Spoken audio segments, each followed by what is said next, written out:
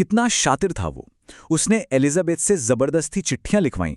जैसे एक में लिखा था, मैं अपनी बेटी लिसा को छोड़ रही हूं, इसका ख्याल रखना, ताकि सबको लगे कि एलिजाबेथ ने अपनी मर्जी से घर और बच्चे छोड़ दिए हैं।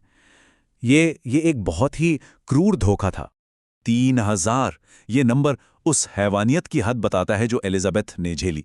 लेकिन कहानी का सबसे अजीब और डरावना पहलू तो ये है कि उसी एक छत के नीचे दो बिल्कुल अलग अलग दुनिया चल रही थीं। हाँ, सच में उस एक घर में एक ही वक्त पर दो परिवार रह रहे थे।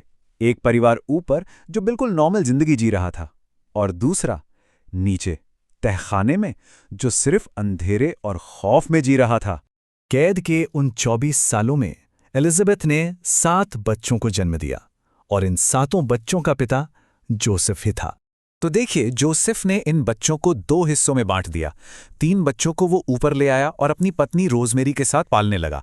उसने सबको यही बताया कि एलिजाबेथ इन्हें घर के दरवाजे पर छोड़ गई है। तो ये बच्चे स्कूल जाते थे, नॉर्मल जिंदगी जीते थे, ये मानते हुए कि उनकी माँ ने उन्हें छोड़ दिया है। और बाकी के 3 बच्चे, वो अपनी माँ एलिजाबेथ के साथ नीचे तहखाने में ही कैद रहे। उन्होंने कभी सूरज नहीं देखा, कभी बाहर की दुनिया नहीं देखी। नीचे तहखाने की जिंदगी किसी जहन्नुम से कम नहीं थी। ना कोई खिड़की, ना ताज़ी हवा, साउंड प्रूफ दीवारें ताकि किसी की चीख बाहर ना जा सके। खाना पीना भी बस नाम का था। और 7 बच्चों में से एक, माइकल, जन्म के कुछ ही दिनों बाद बीमार पड़कर मर गया।